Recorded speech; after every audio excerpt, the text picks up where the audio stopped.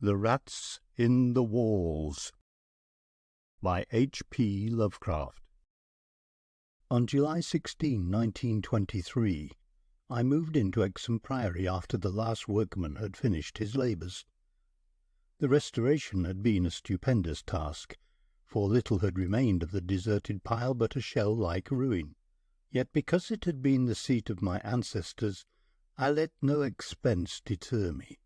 The place had not been inhabited since the reign of James I, when a tragedy of intensely hideous though largely unexplained nature had struck down the master, 5 of his children, and several servants, and driven forth under a cloud of suspicion and terror the 3rd son, my lineal progenitor, and the only survivor of the abhorred line. With this sole heir denounced as a murderer, the estate had reverted to the Crown, nor had the accused man made any attempt to exculpate himself or regain his property. Shaken by some horror greater than that of conscience or the law, and expressing only a frantic wish to exclude the ancient edifice from his sight and memory, Walter Delapore, 11th Baron Exham, fled to Virginia, and there founded the family which by the next century had become known as Delapore. Exham Priory had remained untenanted, though later allotted to the estates of the Norris family, and much studied because of its peculiarly composite architecture, an architecture involving Gothic towers resting on a Saxon or Romanesque substructure, whose foundation in turn was of a still earlier order or blend of orders, Roman and even Druidic or native Cymric, if legends speak truly. This foundation was a very singular thing, being merged on one side with the solid limestone of the precipice from whose brink the priory overlooked a desolate valley, 3 miles west of the village of Anchester. Architects and antiquarians loved to examine this strange relic of forgotten centuries, but the country folk hated it. They had hated it hundreds of years before when my ancestors lived there, and they hated it now with the moss and mould of abandonment on it. I had not been a day in Anchester before I knew I came of an accursed house, and this week workmen have blown up Exham Priory, and are busy obliterating the traces of its foundations. The bare statistics of my ancestry I had always known, together with the fact that my first American forebear had come to the colonies under a strange cloud. Of details, however, I had been kept wholly ignorant, through the policy of reticence always maintained by the Delapores, and like our planter neighbours we seldom boasted of crusading ancestors or other medieval and Renaissance heroes, nor was any kind of tradition handed down, except what may have been recorded in the sealed envelope left before the Civil War by every squire to his eldest son for posthumous opening. The glories we cherished were those achieved since the migration, the stories of a proud and honourable, if somewhat reserved and unsocial Virginia line. During the war our fortunes were extinguished and our whole existence changed by the burning of Carfax, our home on the banks of the James. My grandfather, advanced in years, had perished in that incendiary outrage, and with him the envelope that bound us all to the past. I can recall that fire today as I saw it then at the age of 7, with the Federal soldiers shouting, the women screaming, and the negroes howling and praying. My father was in the army defending Richmond, and after many formalities my mother and I were passed through the lines to join him. When the war ended we all moved north, whence my mother had come, and I grew to manhood, middle age, and ultimate wealth as a stolid Yankee. Neither my father nor I ever knew what our hereditary envelope had contained, and as I merged into the greyness of Massachusetts business life, I lost all interest in the mysteries which evidently lurked far back in my family tree. Had I suspected their nature, how gladly I would have left Exham Priory to its moss, bats, and cobwebs. My father died in 1904, but without any message to leave me or to my only child Alfred, a motherless boy of 10. It was this boy who reversed the order of family information, for although I could give him only jesting conjectures about the past, he wrote me of some very interesting ancestral legends when the late war took him to England in 1917 as an aviation officer. Apparently the Delapores had a colourful and perhaps sinister history, for a friend of my son's, Captain Edward Norris of the Royal Flying Corps, dwelt near the family seat at Anchester, and related some peasant superstitions which few novelists could equal for wildness and incredibility. Norris himself, of course, did not take them seriously, but they amused my son and made good material for his letters to me. It was this legendary which definitely turned my attention to my transatlantic heritage, and made me resolve to purchase and restore the family seat, which Norris showed to Alfred in its picturesque desertion, and offered to get for him at a surprisingly reasonable figure, since his own uncle was the present owner. I bought Exham Priory in 1918, but was almost immediately distracted from my plans of restoration by the return of my son as a maimed invalid. During the 2 years that he lived I thought of nothing but his care, having even placed my business under the direction of partners. In 1921, as I found myself bereaved and aimless, a retired manufacturer no longer young, I resolved to divert my remaining years with my new possession.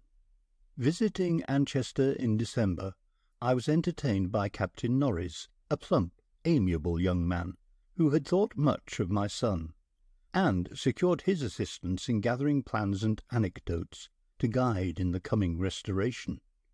Exham Priory itself I saw without emotion, a jumble of tottering medieval ruins covered with lichens and honeycombed with rooks' nests, perched perilously upon a precipice, and denuded of floors or other interior features, save the stone walls of the separate towers.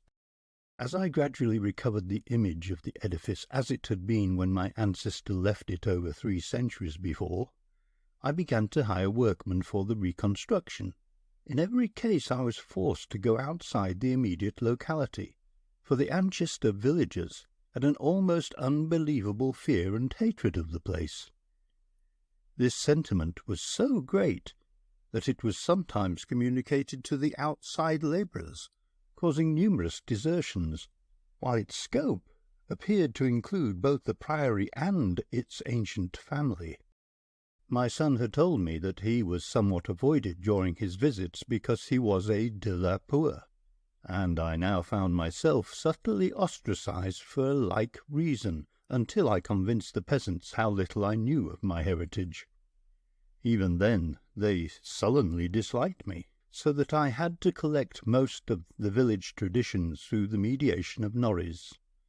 What the people could not forgive, perhaps, was that I had come to restore a symbol so abhorrent to them, for rationally or not, they viewed Exham Priory as nothing less than a haunt of fiends and werewolves.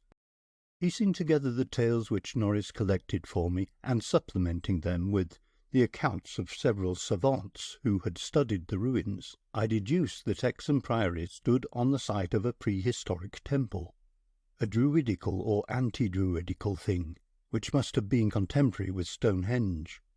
That indescribable rites had been celebrated there, few doubted, and there were unpleasant tales of the transference of these rites into the Sibylle worship, which the Romans had introduced. Inscriptions still visible in the subcellar bore such unmistakable letters as Div.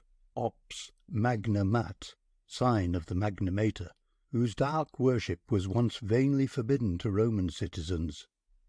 Anchester had been the camp of the 3rd Augustan Legion, as many remains attest, and it was said that the temple of Sibylle was splendid and thronged with worshippers, who performed nameless ceremonies at the bidding of a Phrygian priest.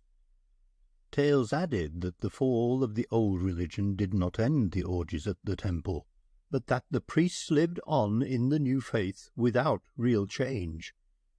Likewise, it was said that the rites did not vanish with the Roman power, and that certain among the Saxons added to what remained of the temple and gave it the essential outline it subsequently preserved, making it the centre of a cult feared through half the Heptarchy.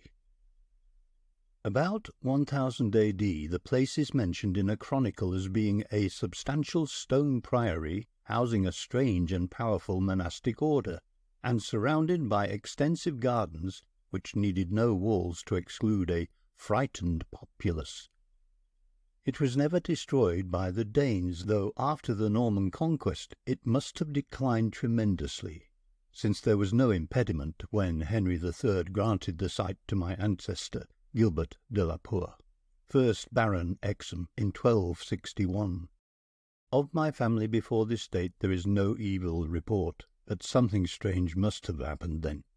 In one chronicle there is a reference to a Delapore as cursed of God in 1307, whilst village legendary had nothing but evil and frantic fear to tell of the castle that went up on the foundations of the old temple and priory. The fireside tales were of the most grisly description, all the ghastlier because of their frightened reticence and cloudy evasiveness. They represented my ancestors as a race of hereditary demons, beside whom Gilles de Retz and the Marquis de Sade would seem the veriest tyros, and hinted whisperingly at their responsibility for the occasional disappearance of villagers through several generations. The worst characters, apparently, were the barons and their direct heirs. At least, most was whispered about these. If of healthier inclinations, it was said an heir would early and mysteriously die to make way for another more typical scion. There seemed to be an inner cult in the family, presided over by the head of the house, and sometimes closed except to a few members. Temperament rather than ancestry was evidently the basis of this cult, for it was entered by several who married into the family. Lady Margaret Trevor from Cornwall, wife of Godfrey, the second son of the 5th Baron, became a favourite bane of children all over the countryside, and the demon heroine of a particularly horrible old ballad, not yet extinct, near the Welsh border. Preserved in balladry too, though not illustrating the same point, is the hideous tale of Lady Mary Delapore, who, shortly after her marriage to the Earl of Shrewsfield, was killed by him and his mother, both of the slayers being absolved and blessed by the priest to whom they had confessed what they dared not repeat to the world. These myths and ballads, typical as they were of crude superstition, repelled me greatly. Their persistence and their application to so long a line of my ancestors were especially annoying, whilst the imputations of monstrous habits proved unpleasantly reminiscent of the one known scandal of my immediate forebears, the case of my cousin, young Randolph Delapore of Carfax, who went among the negroes and became a voodoo priest after he returned from the Mexican War.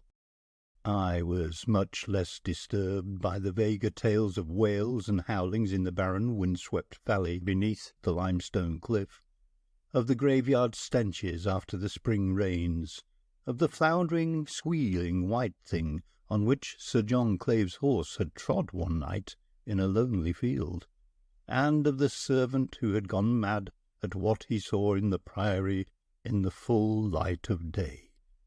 These things were hackneyed spectral lore, and I was at the time a pronounced sceptic. The accounts of vanished peasants were less to be dismissed, though not specifically significant in view of medieval custom. Prying curiosity meant death, and more than one severed head had been publicly shown on the bastions, now effaced, around Exham Priory. A few of the tales were exceedingly picturesque and made me wish I had learnt more of comparative mythology in my youth. There was, for instance, the belief that a legion of bat-winged devils kept witches' Sabbath each night at the Priory, a legion whose sustenance might explain the disproportionate abundance of coarse vegetables harvested in the vast gardens. And, most vivid of all, there was the dramatic epic of the rats, the scampering army of obscene vermin which had burst forth from the castle 3 months after the tragedy that doomed it to desertion. The lean, filthy, ravenous army, which had swept all before it and devoured fowl, cats, dogs, hogs, sheep, and even 2 hapless human beings before its fury was spent. Around that unforgettable rodent army a whole separate cycle of myths revolves, for it scattered among the village homes and brought curses and horrors in its train. Such was the lore that assailed me as I pushed to completion with an elderly obstinacy the work of restoring my ancestral home. It must not be imagined for a moment that these tales formed my principal psychological environment. On the other hand, I was constantly praised and encouraged by Captain Norris and the antiquarians, who surrounded and aided me. When the task was done, over 2 years after its commencement, I viewed the great rooms, wainscoted walls, vaulted ceilings, mullioned windows, and broad staircases, with a pride which fully compensated for the prodigious expense of the restoration. Every attribute of the Middle Ages was cunningly reproduced, and the new parts blended perfectly with the original walls and foundations. The seat of my fathers was complete, and I looked forward to redeeming at last the local fame of the line which ended in me. I would reside here permanently, and prove that a Delapore, for I had adopted again the original spelling of the name, need not be a fiend. My comfort was perhaps augmented by the fact that although Exham Priory was medievally fitted, its interior was in truth wholly new, and free from old vermin and ghosts alike. As I have said, I moved in on July 16, 1923. My household consisted of 7 servants and 9 cats, of which latter species I am particularly fond. My eldest cat, Nigger-Man, was 7 years old, and had come with me from my home in Bolton, Massachusetts. The others I had accumulated whilst living with Captain Norris' family during the restoration of the Priory. For 5 days our routine proceeded with the utmost placidity, my time being spent mostly in the codification of old family data. I had now obtained some very circumstantial accounts of the final tragedy and flight of Walter Delapore, which I conceived to be the probable contents of the hereditary paper lost in the fire at Carfax.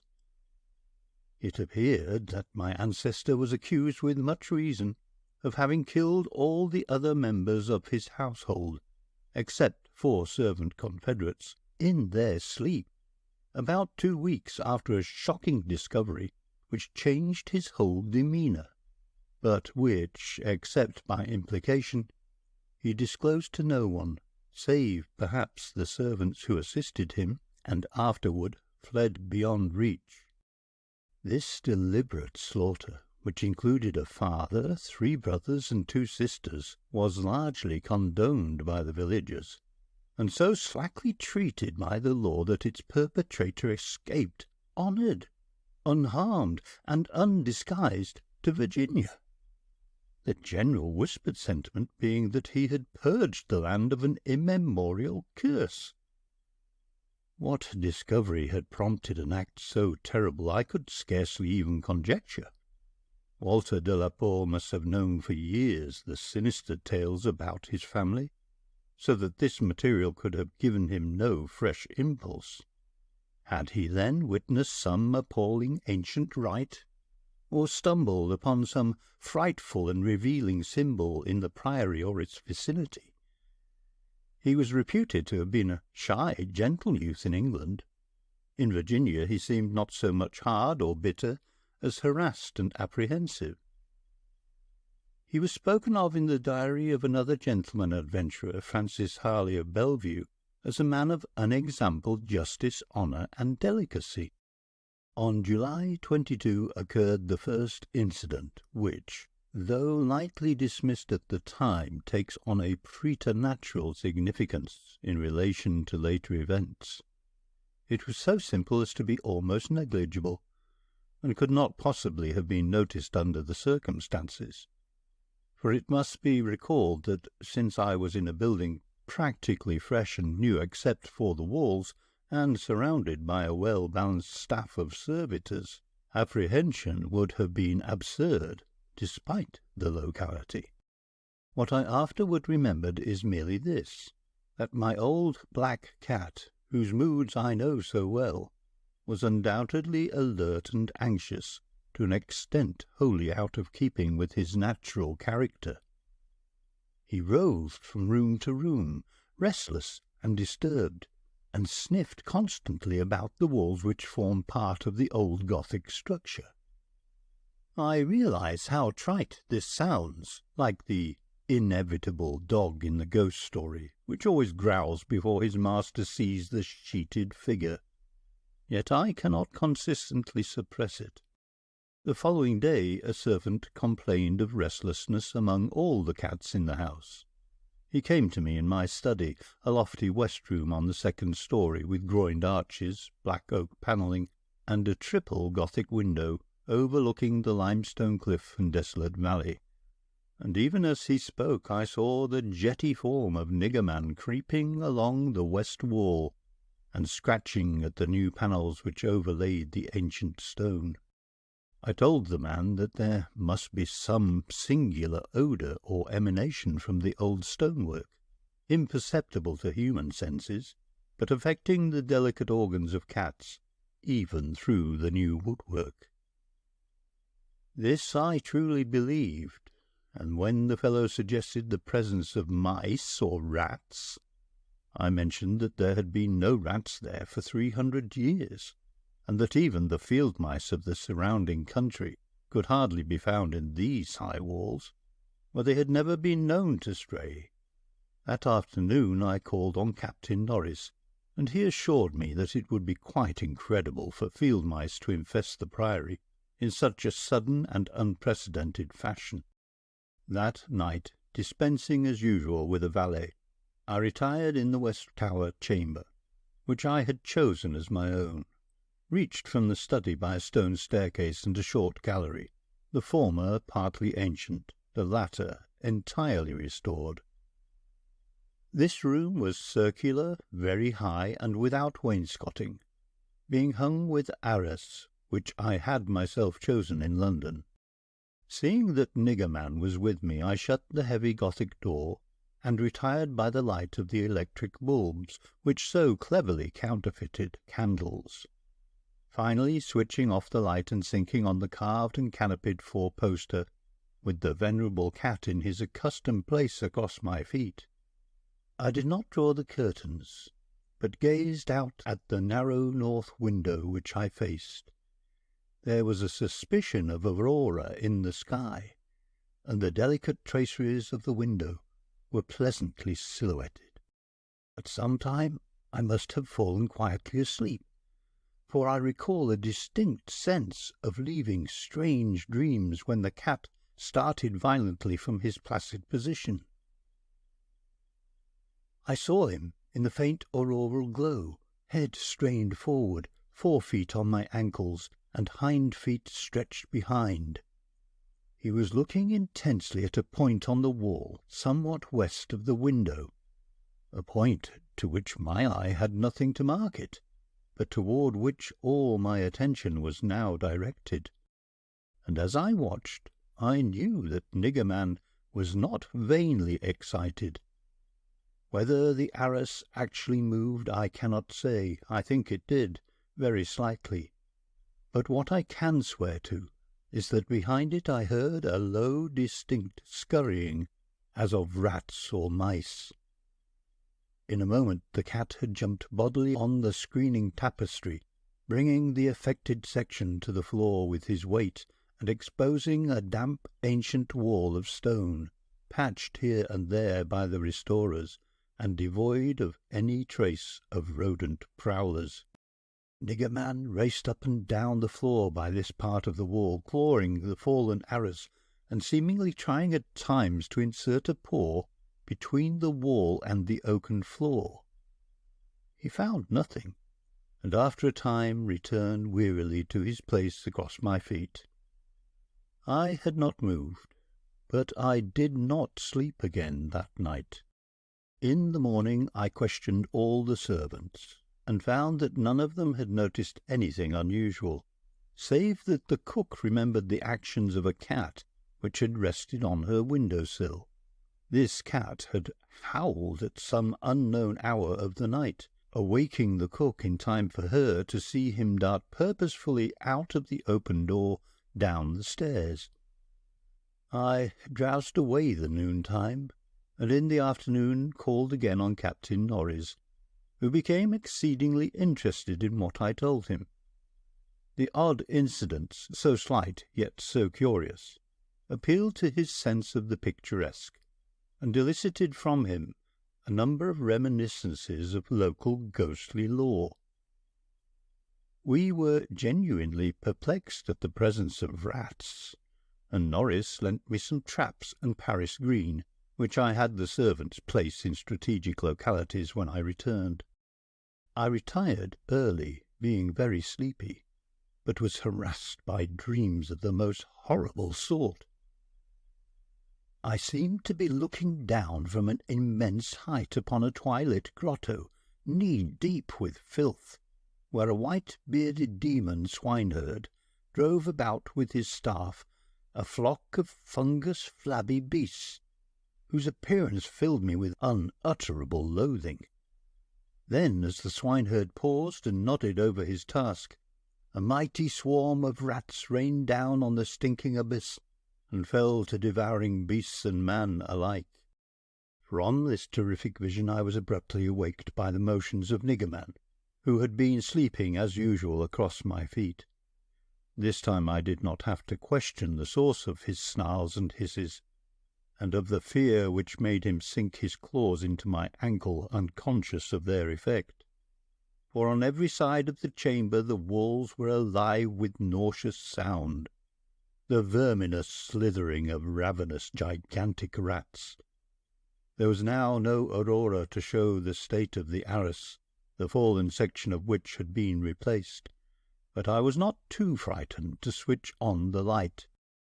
As the bulbs leapt into radiance, I saw a hideous shaking all over the tapestry, causing the somewhat peculiar designs to execute a singular dance of death.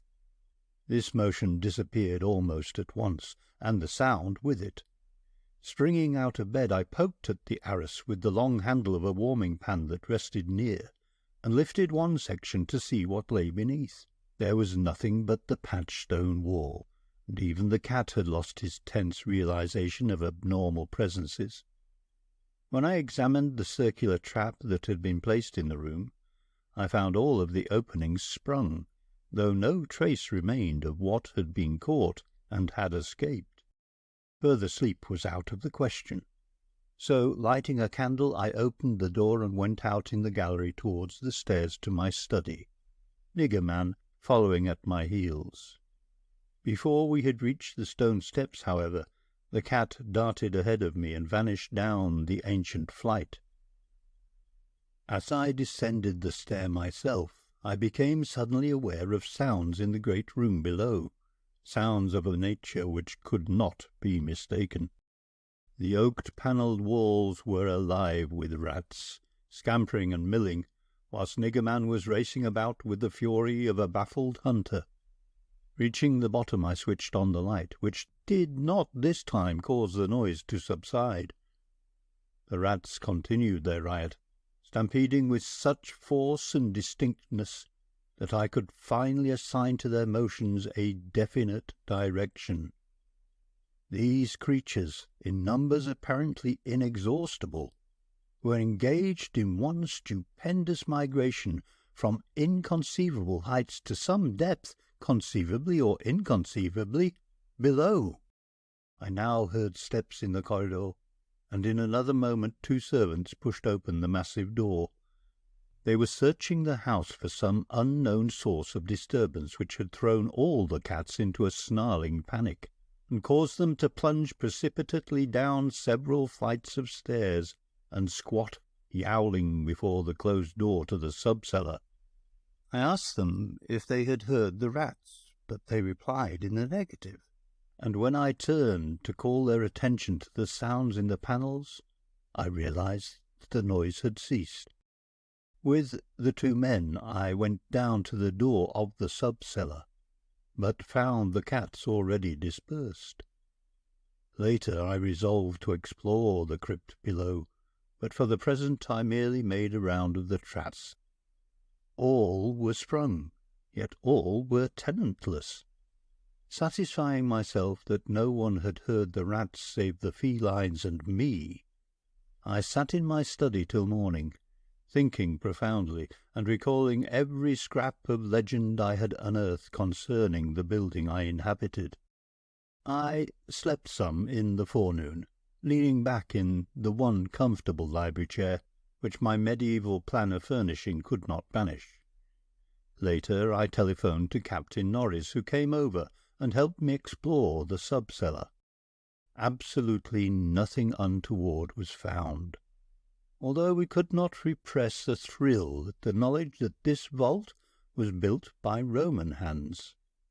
Every low arch and massive pillar was Roman, not the debased Romanesque of the bungling Saxons, but the severe and harmonious classicism of the age of the Caesars. Indeed, the walls abounded with inscriptions familiar to the antiquarians who had repeatedly explored the place. Things like P. Gete, Pro Temp Donna, and El Praec, viz. Pontifi, Attis. The reference to Attis made me shiver, for I had read Catullus, and knew something of the hideous rites of the Eastern god, whose worship was so mixed with that of Cybele. Norris and I, by the light of lanterns, tried to interpret the odd and nearly effaced designs on certain irregularly rectangular blocks of stone, generally held to be altars, but could make nothing of them.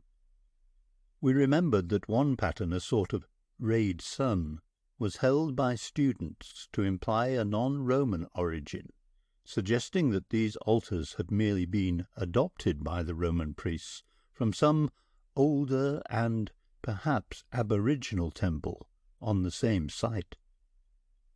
On one of these stone blocks were some brown stains which made me wonder. The largest, in the centre of the room, had certain features on the upper surface which indicated its connection with fire, probably burnt offerings. Such were the sights in that crypt before whose door the cats had howled, and where Norris and I now determined to pass the night. Couches were brought down by the servants, who were told not to mind any nocturnal actions of the cats, and Nigger-Man was admitted as much for help as companionship. We decided to keep the great oak door, a modern replica with slits for ventilation, tightly closed, and with this attended to, we retired with lanterns still burning to await whatever might occur. The vault was very deep in the foundations of the priory, and undoubtedly far down on the face of the beetling limestone cliff overlooking the waste valley.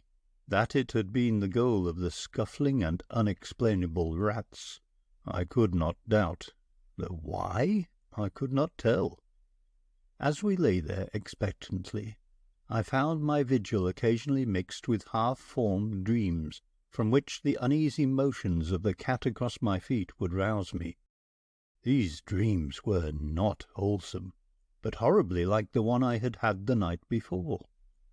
I saw again the twilit grotto and the swineherd with his unmentionable fungus beasts wallowing in filth, and as I looked at these things they seemed nearer and more distinct, so distinct that I could almost observe their features. Then I did observe the flabby features of one of them, and awaked with such a scream that Nigger-Man started up, whilst Captain Norris, who had not slept, laughed considerably. Norris might have laughed more or perhaps less, had he known what it was that made me scream, but I did not remember myself till later. Ultimate horror often paralyzes memory in a merciful way. Norris waked me when the phenomena began. Out of the same frightful dream I was called by his gentle shaking and his urging to listen to the cats. Indeed, there was much to listen to, for beyond the closed door at the head of the stone steps was a veritable nightmare of feline yelling and clawing, whilst Nigger-Man, unmindful of his kindred outside, was running excitedly around the bare stone walls, in which I heard the same babble of scurrying rats that had troubled me the night before.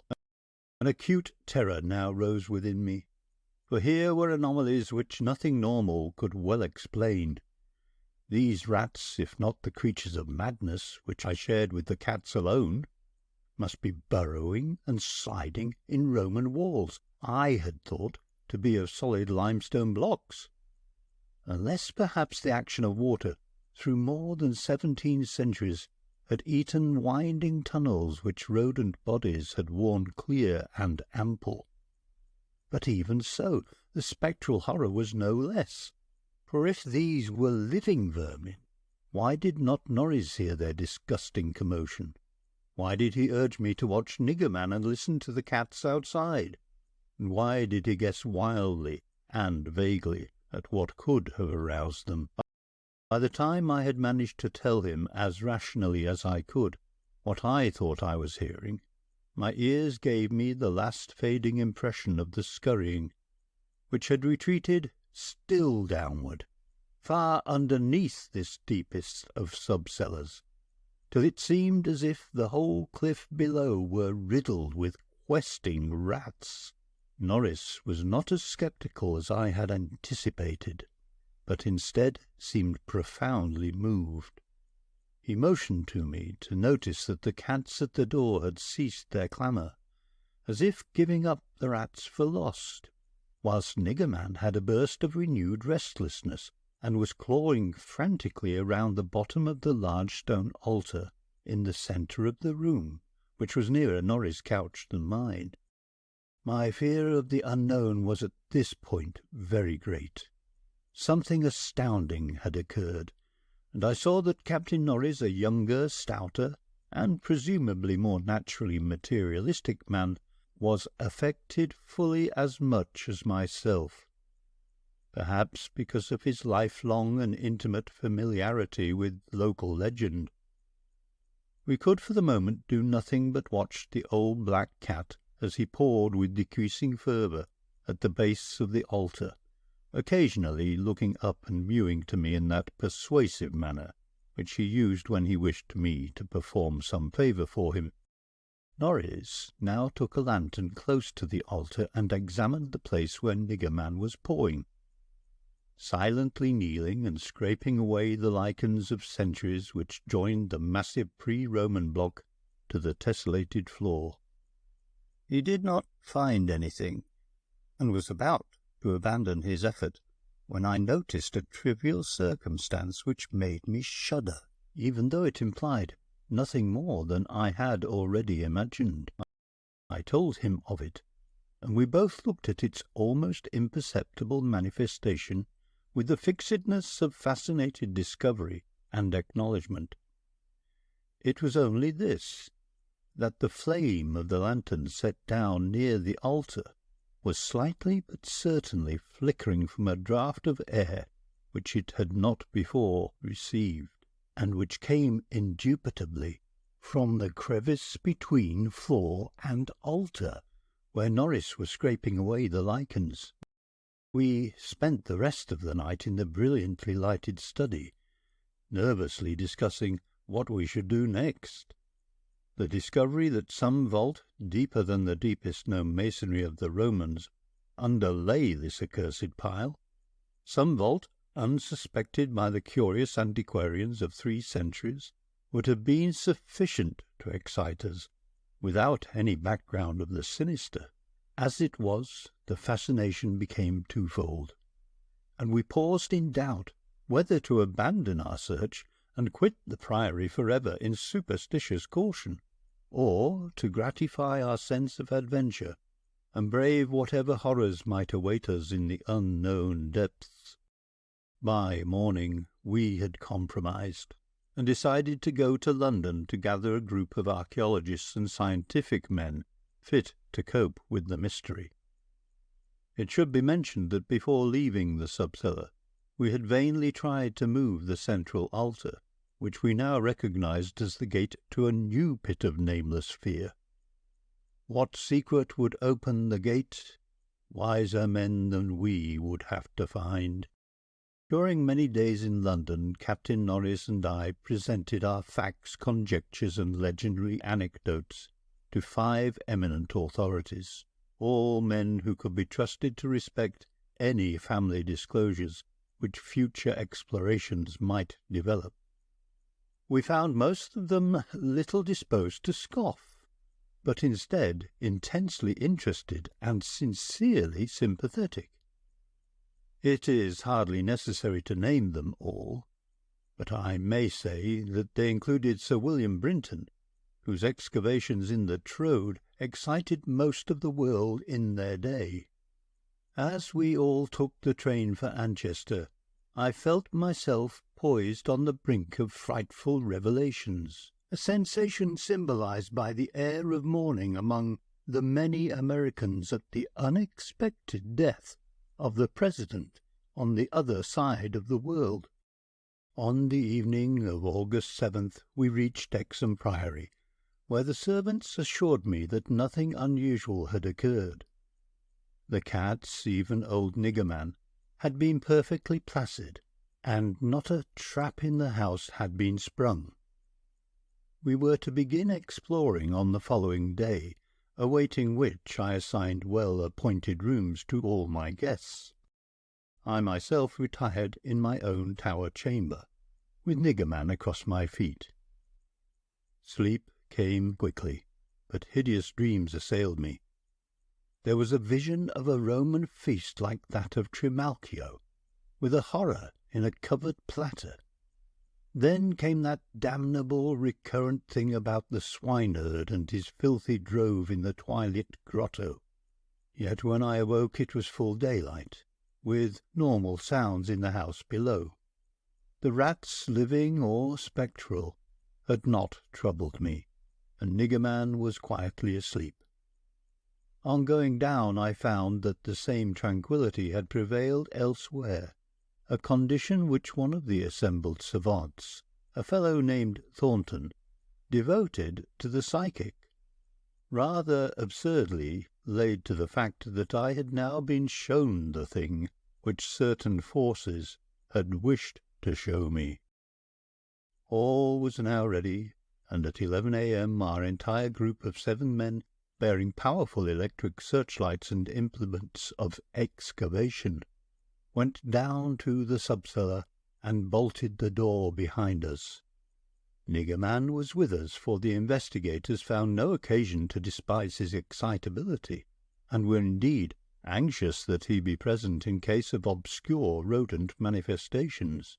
We noted the Roman inscriptions and unknown altar designs only briefly, for 3 of the savants had already seen them, and all knew their characteristics. Prime attention was paid to the momentous central altar, and within an hour Sir William Brinton had caused it to tilt backward, balanced by some unknown species of counterweight. There now lay revealed such a horror as would have overwhelmed us had we not been prepared. Through a nearly square opening in the tiled floor, sprawling on a flight of stone steps so prodigiously worn that it was little more than an inclined plane at the centre, was a ghastly array of human or semi-human bones. Those which retained their collocation as skeletons showed attitudes of panic fear, and over all were the marks of rodent gnawing. The skulls denoted nothing short of utter idiocy, cretinism, or primitive semi-apedom. Above the hellishly littered steps arched a descending passage, seemingly chiselled from the solid rock, and conducting a current of air. This current was not a sudden noxious rush, as from a closed vault, but a cool breeze with something of freshness in it. We did not pause long, but shiveringly began to clear a passage down the steps. It was then that Sir William, examining the hewn walls, made the odd observation that the passage, according to the direction of the strokes, must have been chiselled from beneath. I must be very deliberate now and choose my words. After ploughing down a few steps amidst the gnawed bones, we saw that there was light ahead. Not any mystic phosphorescence, but a filtered daylight, which could not come except from unknown fissures in the cliff that overlooked the waste valley. That such fissures had escaped notice from outside was hardly remarkable, for not only is the valley wholly uninhabited, but the cliff is so high and beetling that only an aeronaut could study its face in detail. A few steps more, and our breaths were literally snatched from us by what we saw, so literally that Thornton, the psychic investigator, actually fainted in the arms of the dazed man who stood behind him. Norris, his plump face utterly white and flabby, simply cried out inarticulately, whilst I think that what I did was to gasp or hiss and cover my eyes. The man behind me, the only one of the party older than I, croaked the hackneyed "My God!" in the most cracked voice I ever heard. Of 7 cultivated men, only Sir William Brinton retained his composure, a thing more to his credit because he led the party and must have seen the sight first. It was a twilit grotto of enormous height, stretching away farther than the eye could see, a subterraneous world of limitless mystery and horrible suggestion. There were buildings and other architectural remains. In one terrified glance I saw a weird pattern of tumuli, a savage circle of monoliths, a low-domed Roman ruin, a sprawling Saxon pile, and an early English edifice of wood.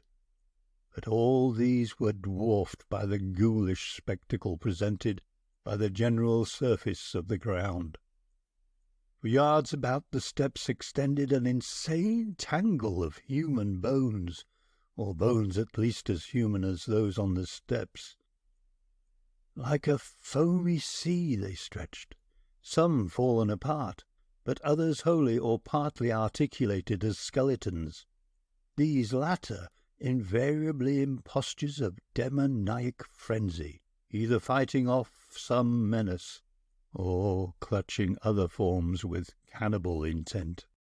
When Dr. Trask, the anthropologist, stooped to classify the skulls, he found a degraded mixture which utterly baffled him. They were mostly lower than the Piltdown man in the scale of evolution, but in every case definitely human. Many were of higher grade, and a very few were the skulls of supremely and sensitively developed types. All the bones were gnawed, mostly by rats, but somewhat by others of the half-human drove. Mixed with them were many tiny bones of rats, fallen members of the lethal army which closed the ancient epic.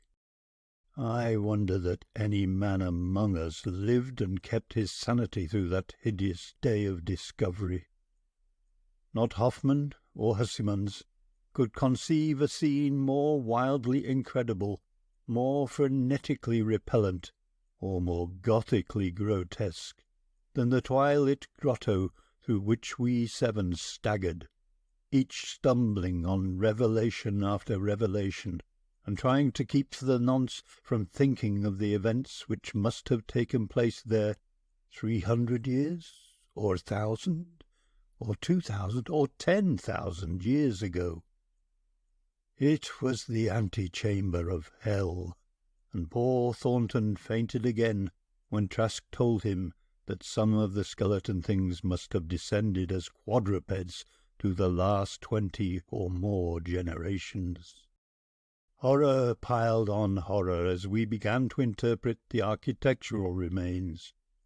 The quadruped things, with their occasional recruits from the biped class, had been kept in stone pens, out of which they must have broken in their last delirium of hunger or rat fear.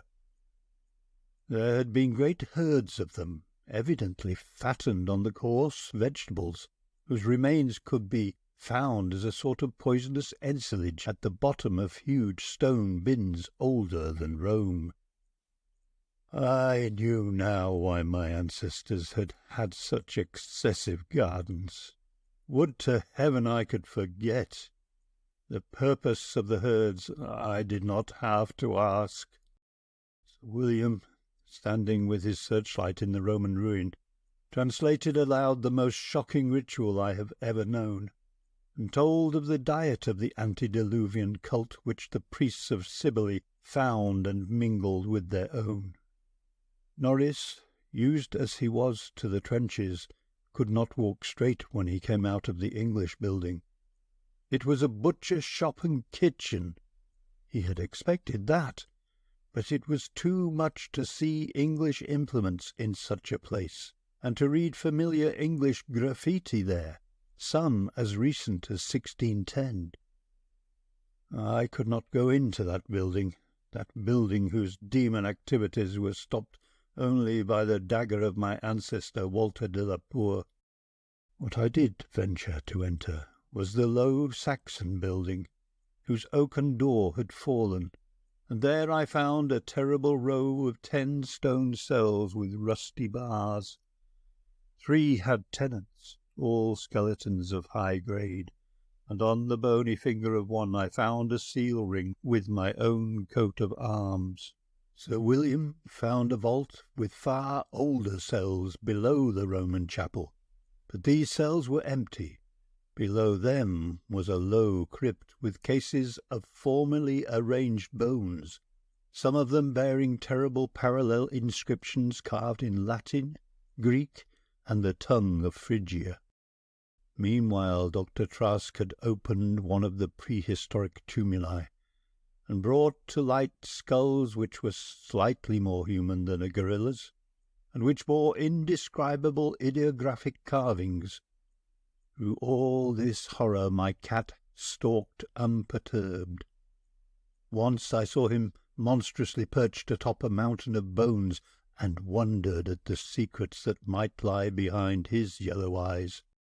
Having grasped to some slight degree the frightful revelations of this twilit area, an area so hideously foreshadowed by my recurrent dream, we turned to that apparently boundless depth of midnight cavern, where no ray of light from the cliff could penetrate. We shall never know what sightless Stygian worlds yawn beyond the little distance we went, for it was decided that such secrets are not good for mankind. But there was plenty to engross us close at hand, for we had not gone far before the searchlights showed that accursed infinity of pits in which the rats had feasted, and whose sudden lack of replenishment had driven the ravenous rodent army first to turn on the living herds of starving things, and then to burst forth from the priory in that historic orgy of devastation which the peasants will never forget. God, those carrion black pits of sword-picked bones and opened skulls! Those nightmare chasms choked with the pithecanthropoid, Celtic, Roman and English bones of countless unhallowed centuries. Some of them were full, and none can say how deep they had once been.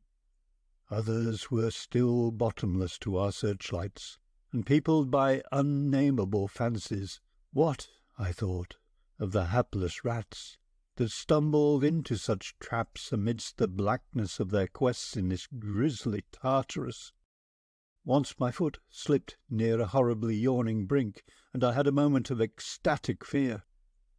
I must have been musing a long time, for I could not see any of the party but the plump Captain Norris.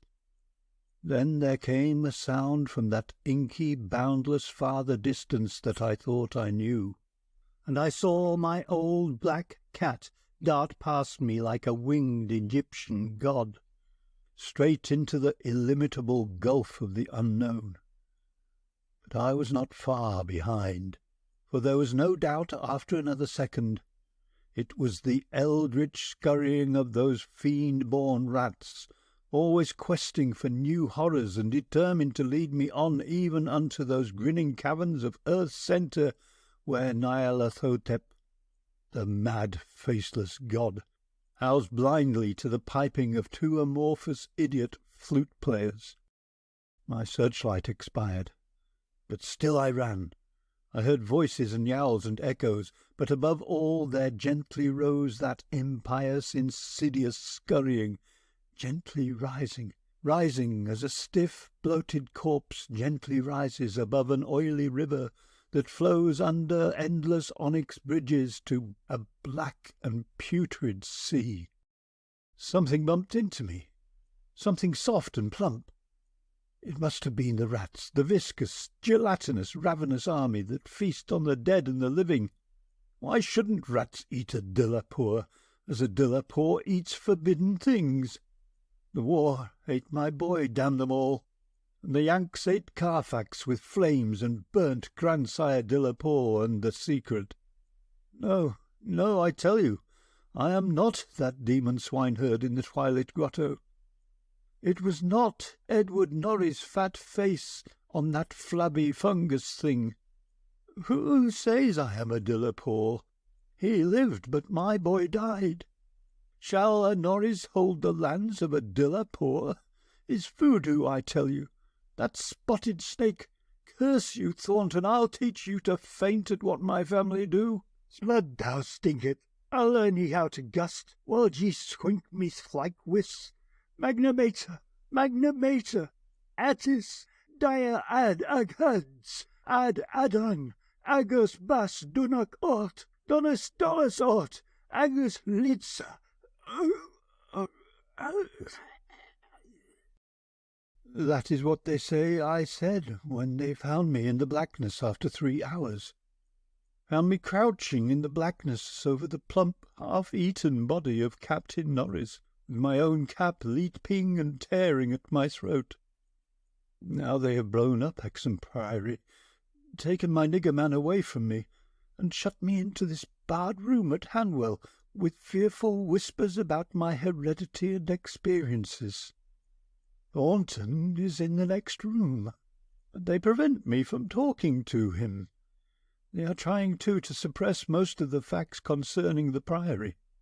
When I speak of poor Norris, they accuse me of a hideous thing, but they must know that I did not do it. They must know it was the rats, the slithering, scurrying rats whose scampering will never let me sleep. The demon rats that race behind the padding in this room and beckon me down to greater horrors than I have ever known.